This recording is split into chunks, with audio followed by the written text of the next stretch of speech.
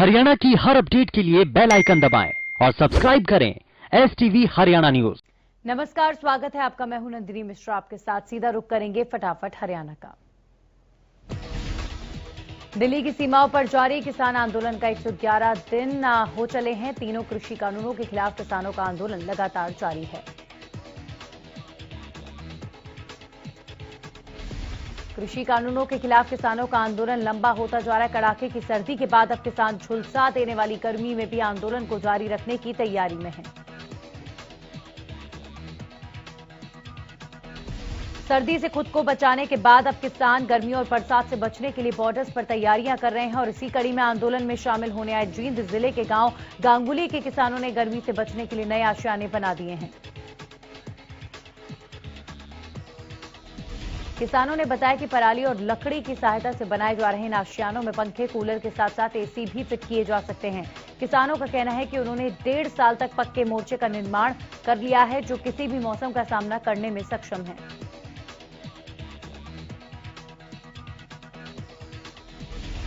जाखल के अनाज मंडी में किसान संघर्ष समिति जाखल की तरफ से संयुक्त किसान मोर्चा महापंचायत का आयोजन किया गया। इस दौरान हजारों की संख्या में किसान मजदूर और महिलाएं किसानों के विचार सुनने के लिए जाखल की अनाज मंडी में पहुंचे। किसानों को संबोधित करते हुए किसान नेताओं ने तीनों कृषि कानूनों को किसान मजदूर विरोधी बताया।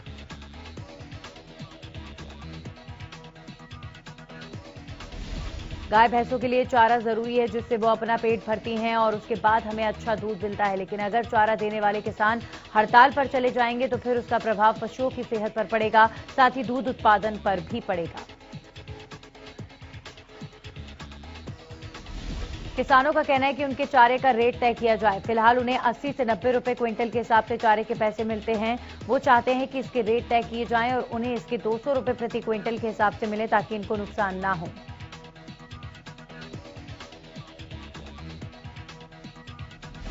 सीएम आवास पर एक बार फिर कोरोना ने दस्तक दी। सीएम आवास के 2 कर्मचारी कोरोना पॉजिटिव पाए गए। रूटीन प्रक्रिया के तहत सैंपल लिए गए थे, जिसके बाद कर्मचारियों के पॉजिटिव होने की पुष्टि हुई है।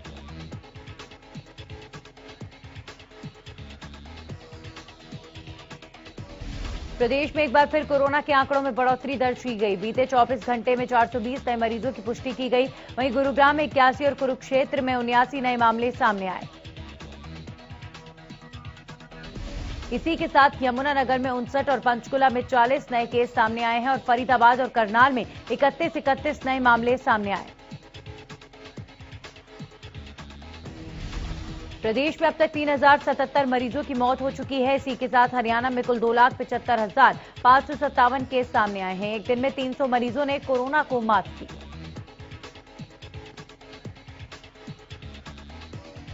विधानसभा के बजट सत्र का 7वां दिन है। बीते दिन प्रश्नकाल के दौरान सत्ता पक्ष और विपक्ष में कई मुद्दों को लेकर तीखी नोकझोंक हुई। हरियाणा विधानसभा में बजट सत्र के छठे दिन शून्यकाल में किसानों के मुद्दे पर जोरदार हंगामा हुआ। सरकार और विपक्ष बार बार आपस में टकराए। सरकार नेताओं के घेराव और बहिष्कार पर सदन में निंदा प्रस्ताव लाई, जिस पर तर्क वितर्क हुए।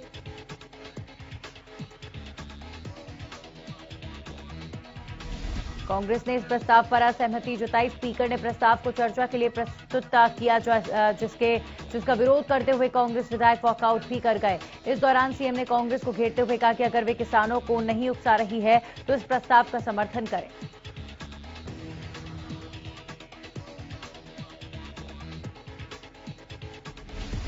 उधर नेता प्रतिपक्ष भूपेंद्र सिंह हुड्डा ने विरोध करते हुए कहा कि सुरक्षा की जिम्मेदारी कानून व्यवस्था बनाना सरकार की जिम्मेदारी है, उस पर सरकार ध्यान दे। ये प्रस्ताव लाने की कोई जरूरत नहीं। इस दौरान विधायक किरण चौधरी ने भी कहा कि सदन में अगर कोई भी प्रस्ताव लाया जाता है तो उसे टेबल किया जाएगा, क्योंकि अगर ऐसा नहीं किया जाता है तो स्थिति गंभीर होगी।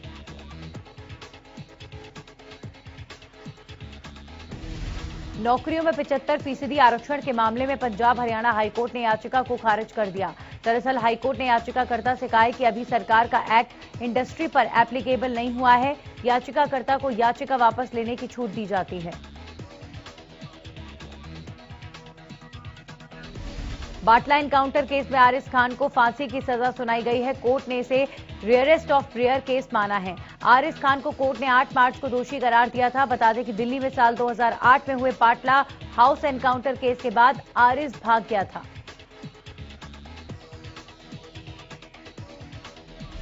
साल 2018 में उसे नेपाल से गिरफ्तार किया गया था। बाटला हाउस एनकाउंटर मामले में इंस्पेक्टर मोहन चंद शर्मा की जान चली गई थी, जबकि पुलिसकर्मी बलवंत सिंह राजवीर को भी जान से मारने की कोशिश की गई थी। इससे पहले आरोपी शहजाद अहमद को 2013 में सजा हुई थी, जबकि इनके 2 साथी आतिफ आमीन और मोहम्मद साजिद मारे गए थे। वहीं दिल्ली की साकेत कोर्ट ने सोमवार को बहुचर्चित बाटला हाउस एनकाउंटर से जुड़े एक मामले में अपना फैसला सुनाया था। सरकारी बैंकों के लाखों कर्मचारी सोमवार और मंगलवार 2 दिनों की हड़ताल पर हैं। 2 सार्वजनिक बैंकों के निजीकरण के विरोध और अन्य मांगों को लेकर बैंक कर्मी हड़ताल पर हैं। इस 2 दिवसीय हड़ताल में ग्रामीण बैंक भी शामिल हैं। United forum of bank unions के 10 लाख कर्मचारी केंद्र सरकार की नीतियों के खिलाफ पिछले महीने से ही प्रदर्शन कर रहे हैं और अब 2 दिन की हड़ताल की जा रही है। बता दें कि वित्त मंत्री निर्मला सीतारमण ने बजट में आईडीबीआई बैंक के अलावा 2 और सरकारी बैंकों के निजीकरण का ऐलान किया था, जिसका बैंक कर्मचारी यूनियंस की ओर से लगातार विरोध किया जा रहा है, जिसने अब हड़ताल का रूप ले लिया है।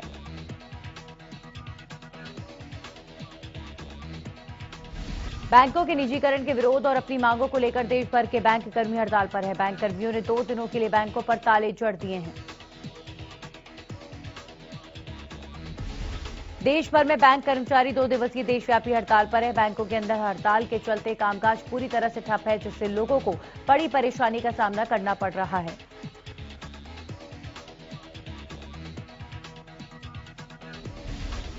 वहीं दूसरी तरफ बैंक कर्मचारियों का आरोप है कि जिस तरह से सरकार लगातार बैंकों को प्राइवेट कर रही है और अब 2 नए बड़े बैंकों को प्राइवेट करने की ओर जो प्रस्ताव लाया गया है, उसी प्रस्ताव के विरोध में कर्मचारी 2 दिवसीय हड़ताल पर हैं। हालांकि सरकार की तरफ से कहा गया है कि अभी किसी भी बैंक का कोई नाम सुनिश्चित नहीं किया गया है, इसीलिए कर्मचारी बेवजह हड़ताल पर ना जाएं। सरकार के कर्मचारियों को ठेस पहुंचाने की कोई मंशा नहीं है। टोहाना के रेलवे रोड स्थित एसबीआई के सामने सरकारी बैंक के कर्मचारियों ने एकजुट होकर केंद्र सरकार के खिलाफ नारेबाजी करते हुए प्रदर्शन किया। इस दौरान उन्होंने मोदी सरकार पर सरकारी बैंक, रेलवे, बीमा और देश को लाभ देने वाली अन्य संपत्तियों को बेचने का आरोप लगाया।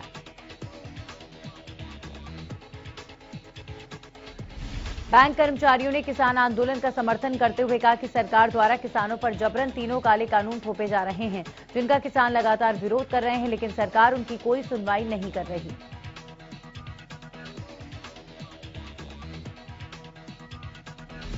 यमुनानगर में बैंक ऑफ इंडिया शाखा यमुनानगर के बाहर हजारों बैंक कर्मचारी इकट्ठा हुए और सरकार के खिलाफ प्रदर्शन किया गया। बंगाल की सियासत में शुरू हुए आरोप प्रत्यारोप का असर इन दिनों देश भर में नजर आ रहा है। इसी कड़ी में चोटिल हुई ममता बनर्जी ने खुद को खतरनाक घायल टाइगर बताया, तो हरियाणा के गृह मंत्री अनिल विज अपने ही अंदाज में ममता पर तंज कसते हुए नजर आए।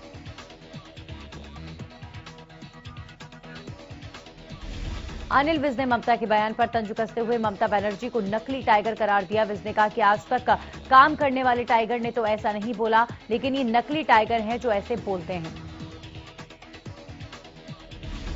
वहीं महंगाई को लेकर राहुल गांधी के ट्वीट पर अनिल विज ने पलटवार किया। विज ने कहा कि ये बयान राहुल गांधी शीशे में अपना प्रतिबिंब देखकर दिया होगा। साथ ही कहा कि जब से कांग्रेस सत्ता से गई है, तब से ये आग लगाओ पार्टी बन गई है। फिर देश में चाहे कोई भी मुद्दा हो, ये उस पर जनता को भड़काने का काम करते हैं।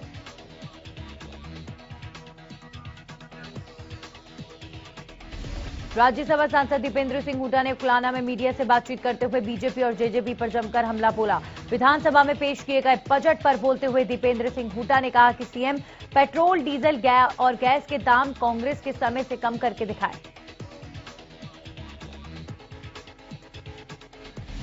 दीपेंद्र ने कहा कि सीएम जनता को गुमराह करने का काम कर रहे हैं। बीजेपी जेजेपी के नेता अहंकारी हो चुके हैं और उन्हें किसानों की सुध लेने का समय नहीं। ट्रैक्टर विवाद पर दीपेंद्र हुड्डा ने कहा कि ट्रैक्टर को कांग्रेस के सभी विधायक खींच रहे थे। चंद सेकंड के लिए ही महिला कार्यकर्ताओं ने अपनी इच्छा से रस्सी को हाथ लगाया था।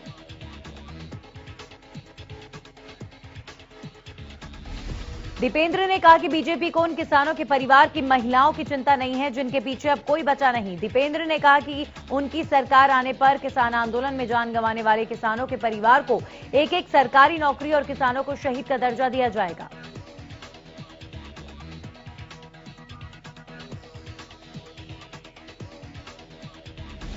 केंद्रीय राज्य मंत्री रतनलाल कटारिया ने अंबाला के नागरिक अस्पताल पहुंचकर कोरोना वैक्सीन लगवाने वाले लोगों की हौसला अफजाई की। इस मौके पर रतनलाल कटारिया ने कहा कि लोगों में वैक्सीन को लेकर काफी जोश है और अंबाला में हर रोज 4000 लोग वैक्सीन लगा रहे हैं। इस दौरान उन्होंने विपक्षी नेताओं से भी कोरोना वैक्सीन लगवाने की अपील की। वहीं पाकिस्तान को वैक्सीन दिए जाने पर कटारिया ने इसे मानवता के नाते उठाया गया कदम बताया।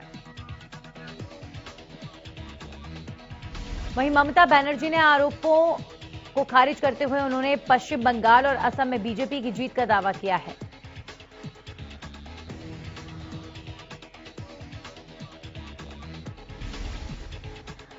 पंचकुला औद्योगिक प्लाट आवंटन मामले में पंचकुला स्थित हरियाणा की विशेष ईडी कोर्ट में पूर्व सीएम भूपेंद्र सिंह हुड्डा समेत 20 आरोपी पेश हुए, जबकि मामले में 2 आरोपी एग्जेम्पशन पर हैं। दरअसल मामले में मुख्य आरोपी भूपेंद्र सिंह हुड्डा समेत 20 आरोपियों को रेगुलर जमानत मिली है। इससे पहले पिछली सुनवाई 5 मार्च को इन सभी 20 आरोपियों को अंतरिम जमानत मिली थी, जिसकी अवधि सोमवार को खत्म हो गई। बता दें कि अब मामले की अगली सुनवाई 27 अप्रैल को होगी। सिरसा में रानिया रोड स्थित कांडा कॉलोनी में एचएलपी के वरिष्ठ उपाध्यक्ष गोविंद कांडा ने पेयजल समस्या का समाधान करते हुए एक ट्यूबवेल का उद्घाटन किया। गोविंद कांडा सिरसा विधायक गोपाल कांडा के अनुज हैं। गोपाल कांडा शुरू से ही सिरसा में पानी की समस्या के समाधान के लिए कार्य कर रहे हैं।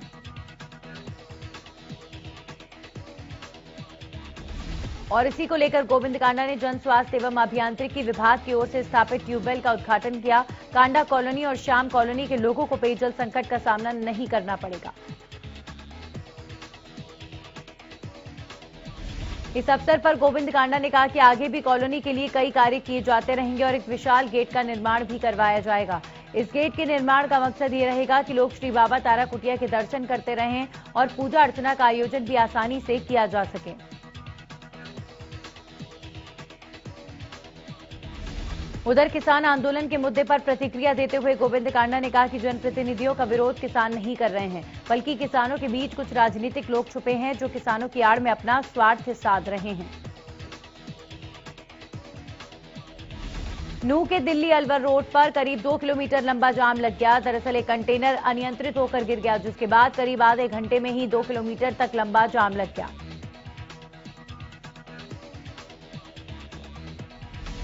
वहीं मौके पर पहुंची पुलिस ने कंटेनर को रोड से हटाकर जाम खुलवाया, जिसके बाद सुचारू रूप से वाहनों की आवाजाही शुरू हुई।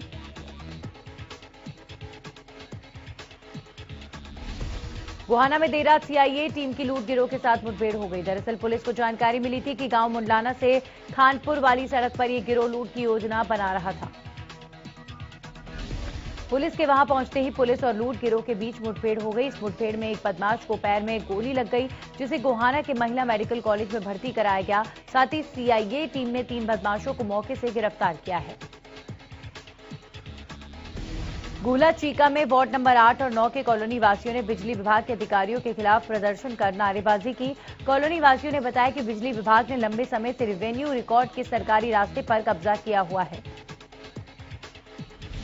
जो उनकी 4 कॉलोनी और 4 स्कूलों के आने जाने का एकमात्र रास्ता है। इसके अलावा आने जाने के लिए और कोई रास्ता नहीं निकलता। स्थानीय निवासियों ने बताया कि एक निजी प्लॉट की दीवार में एक सुराख बना हुआ है, जिससे निकलकर वे आते जाते हैं। अगर निकलते वक्त कोई हादसा हो जाए तो इसकी जिम्मेदारी किसकी होगी? स्थानीय निवासियों का कहना है कि वे बिजली विभाग के अधिकारियों से कई बार मिल चुके हैं, लेकिन कहीं कोई सुनवाई नहीं हो रही। सोनीपत में केएमपी पर चल रहे किसान आंदोलन को 110 दिन पूरे हो चुके हैं। वहीं किसानों के टेंटों से कई बार चोरी की खबरें भी सामने आई हैं।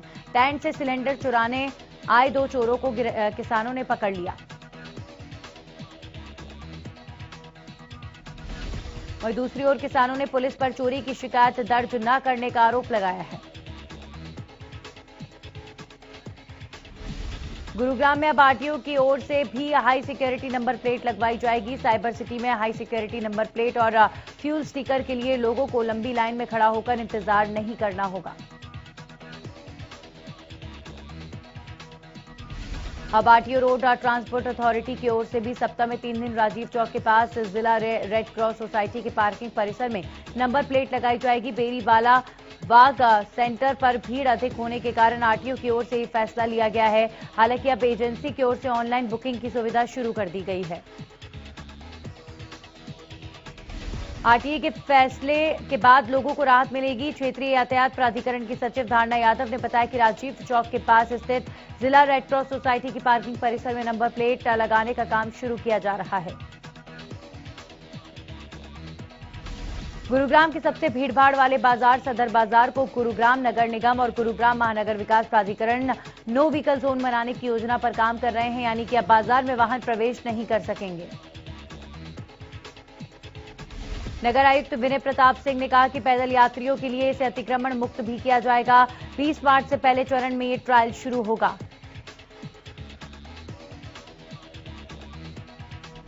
पिछले 8 महीने से मानदेय न मिलने और 14 महीनों से आंगनवाड़ी केंद्रों का किराया नहीं दिए जाने के विरोध स्वरूप आंगनवाड़ी हेल्पर वर्कर यूनियन ने रोष जताया और सिरसा बीडीपीओ कार्यालय के सामने धरना दिया गया।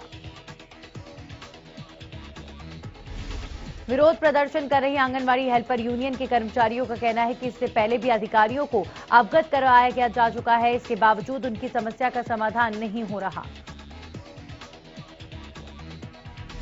प्रदर्शनकारी कर्मचारियों ने कहा कि आंगनवाड़ी केंद्रों का किराया अदा नहीं करने की वजह से बहुत से केंद्रों पर मकान मालिक ने ताला जड़ दिया है।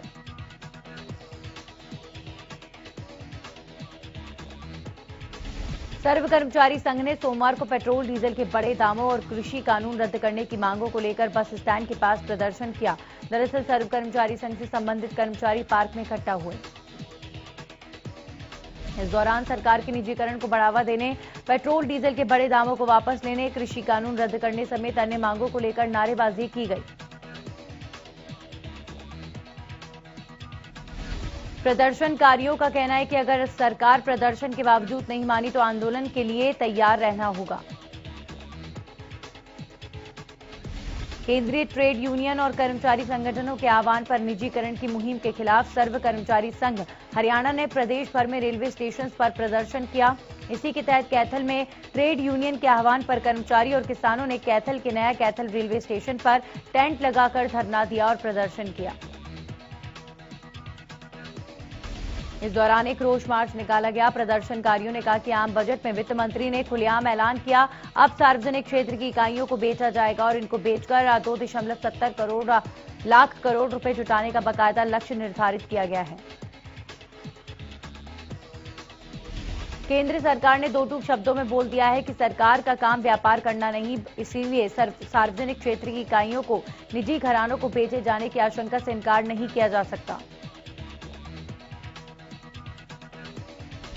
विपक्ष द्वारा लाए गए अविश्वास प्रस्ताव के समर्थन में विधायकों के मतदान न करने पर किसानों का विधायकों और मंत्रियों के प्रति रोष बढ़ गया है।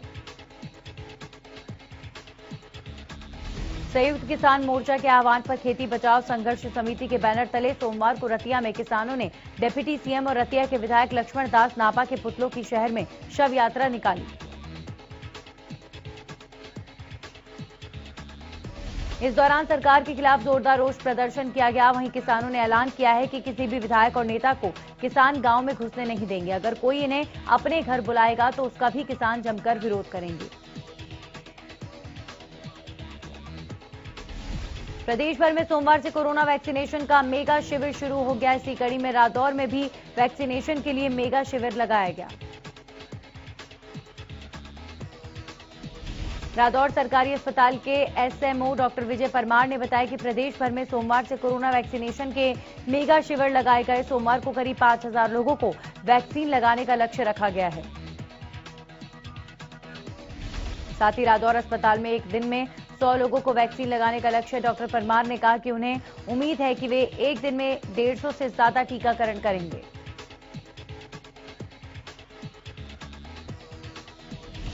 पीएम मोदी के कोरोना वैक्सीन लगवाने के बाद कई राजनेताओं ने वैक्सीन लगवाई है। इस फहरिस्त में अब बीजेपी के प्रदेश अध्यक्ष ओम प्रकाश धनखड़ का नाम भी जुड़ गया है। जी हां, एमएलए हॉस्टल में ओम प्रकाश धनखड़ ने परिजनों के साथ वैक्सीनेशन करवाया।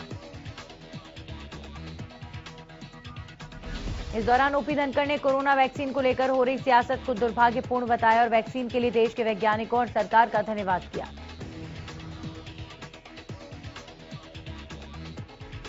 सिरसा में कोविड वैक्सीन अभियान गति पकड़ रहा है। जहां पहले चरण में चिकित्सा क्षेत्र से जुड़े लोगों को वैक्सीन लगाई गई थी, अब उन्हें भी दूसरे चरण की वैक्सीन लगाई जाएगी। साथ ही सीनियर सिटीजन और गंभीर रोगों से ग्रस्त लोगों को भी वैक्सीन लगाई जा रही है। स्वास्थ्य विभाग पूरी तरह से अलर्ट है। करीब 45 केंद्र बनाए गए हैं। सिरसा में 45 केंद्रों पर मेगा ड्राइव शुरू किया गया। करीब 6000 लोगों को वैक्सीन लगाने का लक्ष्य रखा गया है। इस स्पेशल ड्राइव में निजी अस्पताल और दूसरे चिकित्सा केंद्र शामिल रहेंगे।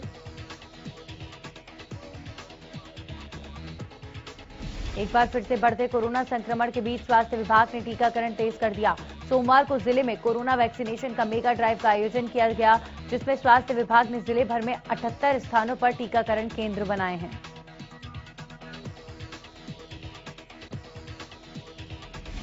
पलवल में कोविड वैक्सीन टीकाकरण अब महाअभियान के तहत सोमवार को स्वास्थ्य विभाग की टीमों ने 52 गांव में वैक्सीनेशन का काम शुरू कर दिया, जिससे अधिक से अधिक लोगों को कोरोना का टीका लगाया जा सके। बीमारियों की रोकथाम का जिम्मा भले अस्पताल के पास हो, लेकिन कुछ निजी चिकित्सालय संक्रमण रोकने के बजाय फैलाने में लगे हुए हैं, जिससे कोरोना के अतिरिक्त अन्य कई संक्रामक बीमारियां लोगों के जीवन पर भारी पड़ सकती हैं। इसका बड़ा कारण खुले में बायोमेडिकल कचरा फेंका जा रहा है। गोहाना में कुछ निजी अस्पताल संचालक खुले में बायोमेडिकल वेस्ट फेंक रहे हैं, जो लोगों के स्वास्थ्य और पर्यावरण दोनों के लिए घातक हैं। पंचकूला के सेक्टर 17 की राजीव कॉलोनी में पार्षद पंकज पर गांजा बेचने वाले युवकों ने चाकू से हमला कर दिया। बताया जा रहा है कि आरोपी राजीव कॉलोनी में ही गांजे का काम करता है। पार्षद पंकज जब अपने ऑफिस में बैठे हुए थे, तभी आरोपी ने वहां पहुंचकर चाकू से ताबड़तोड़ हमला कर दिया, जिसमें पार्षद गंभीर रूप से घायल हो गए। मौके पर मौजूद लोगों ने पार्षद को अस्पताल पहुंचाकर हमला करने वाले युवकों को पकड़ लिया। पहले तो उसकी पिटाई की, फिर उसे पुलिस के हवाले कर दिया। पुलिस ने जब आरोपी की तलाशी ली तो उसके एक अंगूठे को नकली पाया गया। जब पुलिस ने अंगूठे को उतारा तो उसमें नशे की पुड़िया बरामद हुई। सोनीपत में स्वच्छता के नाम पर करोड़ों रुपए खर्च करने के बाद भी नगर निगम के अधिकारी पब्लिक शौचालय का रखरखाव करने में असमर्थ नजर आ रहे हैं। शहर के शौचालय कहीं बंद कर दिए गए हैं तो कहीं गंदगी के कारण लोगों का जीना मुश्किल है। सोनीपत के बस स्टैंड के सामने हर दिन हजारों लोग आवागमन करते हैं। महिलाओं को टॉयलेट जाने के लिए जगह ढूंढनी पड़ती है, क्योंकि नगर निगम द्वारा बनाए गए टॉयलेट की सफाई कई महीनों से नहीं हुई है। कागजों में हर दिन कर्मचारी सफाई जरूर करते हैं और जिनका प्रतिदिन का वेतन भी जरूर रिलीज होता है। ऐसा सोनीपत की 1 या 2 टॉयलेट का हाल नहीं, बल्कि शहर में करीबन 450 टॉयलेट बनाए गए हैं और एक टॉयलेट लाखों रुपए में तैयार किया गया है। बावजूद इसके आम जनता परेशान है। सरकारी अस्पतालों में प्रसव के दौरान महिलाओं को अच्छी सुविधाएं मिल सकें, इसके लिए सरकार लगातार प्रयास कर रही है, लेकिन ड्यूटी पर तैनात सरकारी डॉक्टर और नर्स सरकार की नीति को पलीता लगाने में लगे हुए हैं। ऐसा ही एक मामला बल्लभगढ़ के सेक्टर 3 स्थित सरकारी अस्पताल में देखने को मिला, जहां पर एक महिला की डिलीवरी के दौरान डॉक्टर और नर्स की लापरवाही सामने आई। डिलीवरी के बाद डॉक्टर और वहां पर मौजूद नर्सों ने महिला की बच्चेदानी के रास्ते में पट्टी का पूरा रोल ही रखा हुआ छोड़ दिया, जिसके कारण महिला बेहोश हो गई। परिजनों ने उसे निजी अस्पताल में भर्ती कराया तो इस सारे मामले का खुलासा हुआ। जींद के राजकीय महिला महाविद्यालय के पास 4 दुकानों पर बीड़ी और सिगरेट बेचे जाने पर 200 रुपए का चालान किया गया।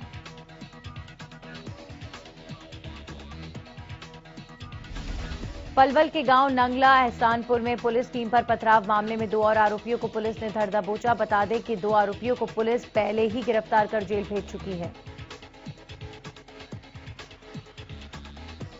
बाकी आरोपियों की गिरफ्तारी के लिए पुलिस उनके ठिकानों पर दबिश दे रही है। पूरे मामले को लेकर मुंडकटी थाना प्रभारी प्रीतम सिंह ने बताया कि सूचना मिली थी कि पुलिस टीम पर पथराव कर जानलेवा हमला करने वाले 2 आरोपी पलवल की संजय कॉलोनी में मौजूद हैं, जिसके बाद दबिश दी गई और आरोपियों को काबू कर लिया गया। आरोपियों से घटनास्थल की निशानदेही कराकर वारदात में इस्तेमाल लाठी डंडों को भी बरामद किया गया। प्रदेश में बदमाशों के हौसले लगातार बुलंद होते जा रहे हैं। मामला जाखल की पौष कॉलोनी मॉडल टाउन का है, जहां पर कार सवार अज्ञात 2 महिलाएं और कार चालक एक महिला को कार में बैठाकर उसका सोने का कड़ा निकाल कर ले गए।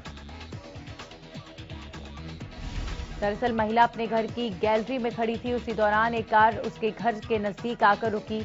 उसमें सवार महिलाओं ने इशारा करके दूसरी महिला को बुलाया।